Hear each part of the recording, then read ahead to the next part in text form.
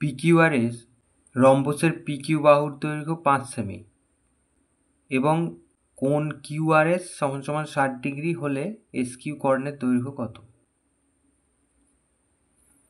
তাহলে এখানে একটা ছবি আঁকি, রম্বস। ধরা যাক এটা একটা রম্বস, তাই এইটা হচ্ছে PQ, এটা হচ্ছে R আর এটা হচ্ছে S। বলেছে এই যে QRS কোণ এইটা হচ্ছে 60 ডিগ্রি আর এই SQ কর্ণের দৈর্ঘ্যটা জিজ্ঞাসা করেছে। রম্বসের প্রত্যেকটা বাহু সমান হয়, তাহলে এটা যদি 5 সেমি হয় তাহলে এটাও 5 হবে, এটাও 5 হবে। তাহলে এটা যদি 5 হয়, এটা যদি 5 হয়, তাহলে আমরা এই ত্রিভুজটাকে ভাবি। তাহলে এটা যদি 5 হয়, এটা যদি 5 হয়, এটা 60 ডিগ্রি। এটা যদি একটা ত্রিভুজ আমরা দেখতে পাচ্ছি, এই ত্রিভুজের এই বাহু আর এই বাহু সমান, তাহলে এটা সমদ্বিবাহু ত্রিভুজ। তাহলে এই বাহু যদি সমান হয় তাহলে এই দুটো কোণও সমান হবে।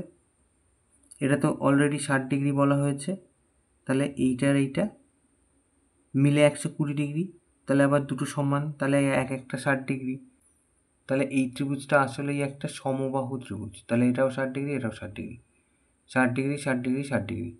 তাহলে সমবাহু ত্রিভুজ যদি হয় তাহলে এটা 5, তাহলে এটা তাহলে 5, তাহলে এটাও 5 সেমি। তাহলে এই SQ কর্ণের দৈর্ঘ্য হচ্ছে 5 সেমি। তাহলে আমরা লিখি PQ বাহুর দৈর্ঘ্য সমান সমান 5 সেমি,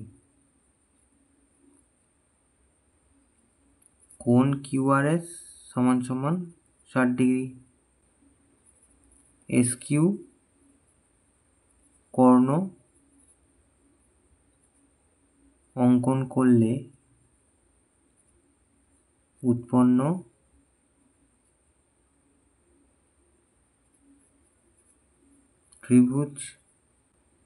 ত্রিভুজ QRS একটি সমবাহু ত্রিভুজ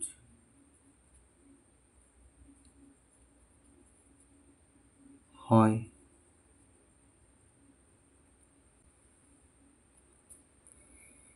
তাহলে অতএব SQ কর্ণের দৈর্ঘ্য সমান সমান 5 সেমি।